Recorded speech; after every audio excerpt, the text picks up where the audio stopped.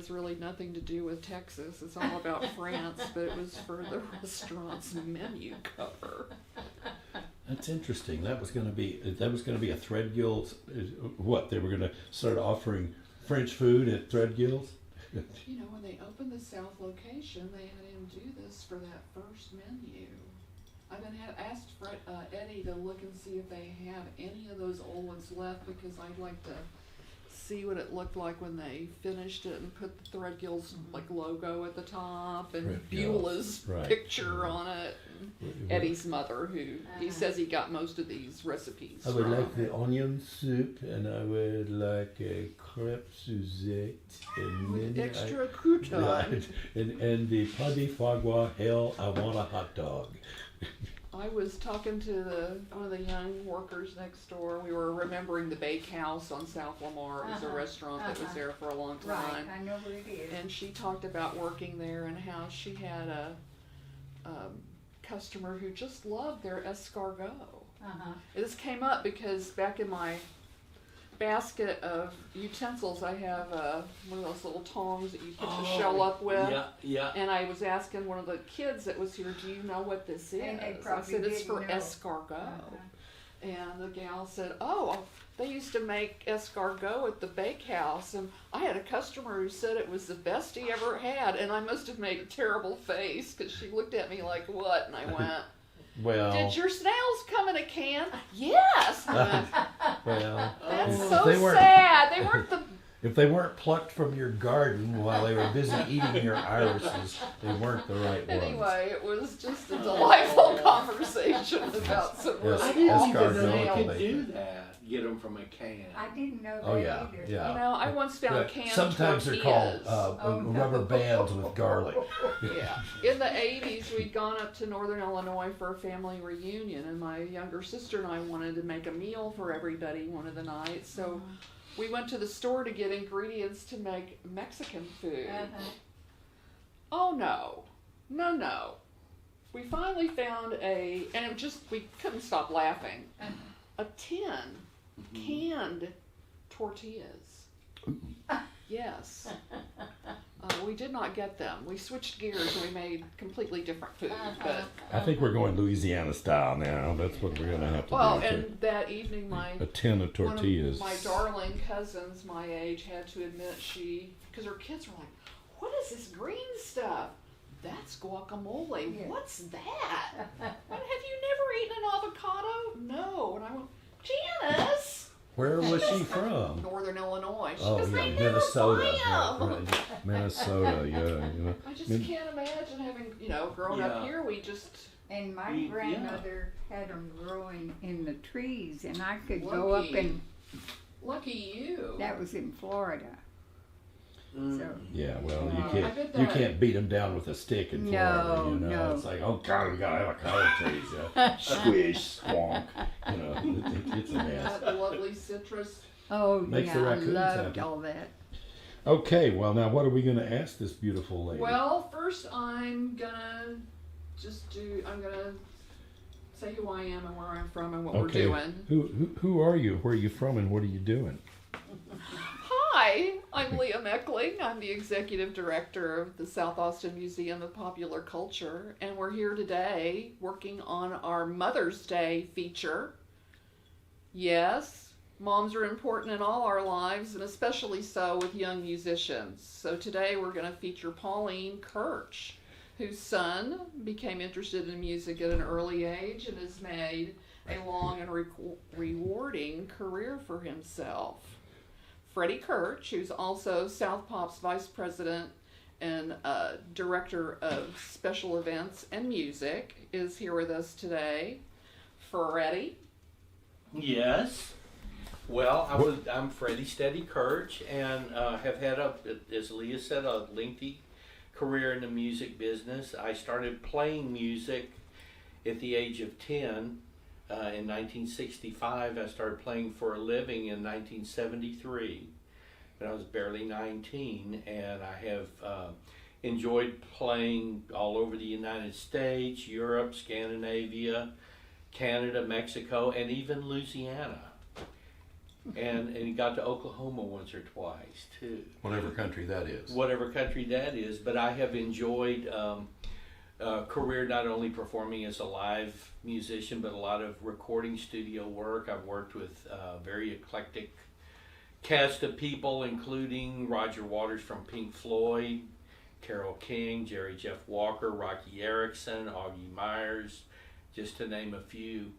And have enjoyed it. I'm also own and operate a record label now called Steady Boy Records, and we've got probably a little over 50 releases, including a Doug Somm album, who was the first rock band I ever saw when I was 10, was Sir Douglas Quintet. And so much of this is due to my mother and father, who when I was 10 years old, obviously not old enough to drive, I had to get to my gigs and rehearsals somehow. And I also took private drum lessons from the age of 10 through 15. And at the age of 15, I started teaching drums. I still needed a lift to my teaching gig. I bet your neighbors hated you. You know what, I grew up kind of out in the country, and the sweetest compliment I got was from a girl I ran into a couple of years ago that lived out close to us. She said, "I'll never forget the sound of your drums resounding across the pasture." Resounding. That's awesome. I know, it sounded so much nicer than anyone else could have put that. Thanks for all that background. Yeah. So Pauline, how old was Freddie when you first noticed that he had an interest in music? Well, I would have to go all the way back to when he was about 2. He started playing drums on my Tupperware pipe carrier. That had a good sound, didn't it? Then he moved on up to a little toy set of drums. And then he had a little toy accordion. Oh my. And he had a record player that he dearly loved. And they had labels on there, but he couldn't read, but he knew what each record was, even though he couldn't read. And so we could tell that he really did enjoy music from the young age of 2.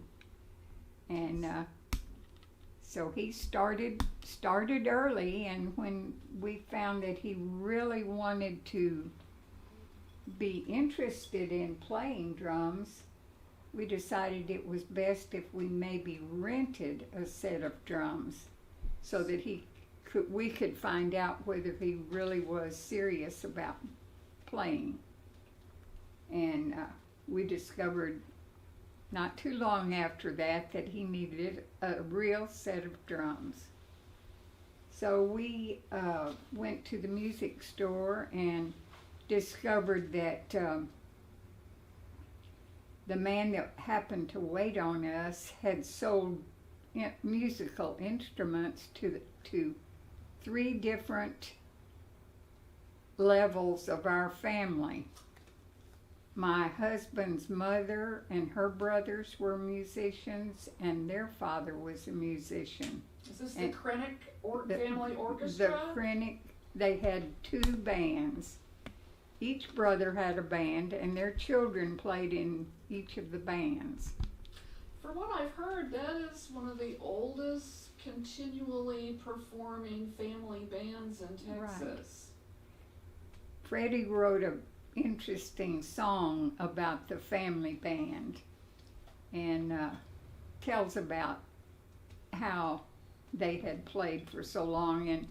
And my husband's mother played a bass fiddle.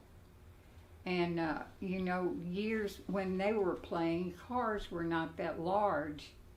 And so coming back from a dance one night, they went through a gate, and the bass fiddle, the neck of the fiddle was sticking out, and they hit the gate. Through the gate, it knocked the neck of the bass fiddle off. And Freddie says in the song, and she hasn't played the bass fiddle since. So, but she also loved to dance. So one time she was playing, and someone wanted her to dance, and they said okay, but they blew the horn for her to come back, and she kept dancing. So at the end of that night, they deducted her pay. Oh my! Well, there's gotta be rules. Huh? She was very small to have played on a bass fiddle, but she did. You stand on the milk crate. Yeah. Yes. Now, clearly, when he was so young and playing his drums, he couldn't take himself. How did it come to pass that you were driving him everywhere? Well, he was in quite a few. He had quite a few bands, different bands, and they were playing locally, usually in the community center or something at school or local things. And fortunately, Freddie never minded that we were there at the performances, and he would always volunteer us for chaperones. Well, y'all were the cool parents, I bet, and so you were fun to have on board. Well, it made it very nice because we knew his friends and they knew us, and they didn't mind us being there. In fact, many times, if they got there before we did, they would save us a place to sit. Oh, nice. So we've always enjoyed his friends, and Did you have to help actually load the drums in and out, or did you just act as chauffeur? Freddie never wanted anyone to handle his drums. He always took care of them himself. And we had one car that was a road Riviera that was difficult to get the drums in, so we didn't keep that car very long. We had to have a different car because Freddie had to haul those drums around. Did you have to pre-approve the different places that Freddie and his bands performed? Well, usually it was places that we knew about, but at one point, Freddie's drum teacher recommended him to play with a band in Houston, and my husband decided that he'd best go check out that place. So he made a trip into Houston, and he came back and decided that it wasn't really a place that he wanted Freddie to be, and Freddie didn't object too much. And later he discovered that it really wasn't where he would have wanted to be. The But cellar. Oh yeah. I was 13. Sometimes our it was parents the do know cellar. best. yeah, Hey kid, What was the want one of these? What was the farthest away that you drove Freddie and Oh. his band friends? well, did y'all go into Houston or beyond Houston? no, I think by then he was taking himself on those gigs, but pretty much local things. Like when he was teaching at the music school, he still didn't have his driver's license, so I had to take him there. And but that was all right. I didn't mind, and he enjoyed doing it, and it was a good experience for him. How did y'all feel about the potential of Freddie trying to make a career in the music business? Well, we wanted to give him an opportunity to see what he wanted to do. And, Freddie really decided he wanted to go into the ministry. And he went to college on a ministerial scholarship. And he went for 2 years, and then he decided he really wanted to try his music. So he stopped and has been at the music ever since. Well, I think it's a real testament to y'all's parenting that you were so supportive and helped him, because look what it bloomed into. Well, I think a person needs to be happy with what they're doing, and Freddie has always enjoyed it, and we're happy that he does that, and I'm very pleased with what he's done. And during all the young years when he was with the bands, most of the time, if they were practicing at our house, because Freddie had a bandstand upstairs. I understand that your husband remodeled the house and added on a top floor that basically became Freddie's space. That's right. Could you describe that for us? Sure. Our house was built in 1911, and that was a big attic up there. And my husband decided that there was so much room, we should do something with all that space. And he tried to get a carpenter to build a stairway like he wanted. He had 3 carpenters, and none of them could do it. He had planned it out the way he wanted it. So he decided that he would do it himself. And because there were 3 steps, and then a little pie-shaped step, and then up again, and another little landing, and then up again. And so he built it himself. And it was the strangest thing. People would be ready to leave, and everybody would decide to sit down there on those steps and visit. It was That's kind really of a nice. good place to visit before you leave. But it had carpet, so that cut down on the sound from upstairs. But it was all carpeted upstairs. But Freddie had a nice big bandstand, and there was plenty of room for the other musicians as well. And we were glad, we were glad that they were there, because we knew where they were and what they were doing. You're pretty smart. And if he's going to get in trouble, it's going to be at my house. That's right. That's right. Even What advice would you share with moms today who have children interested in music and who want to help them pursue that?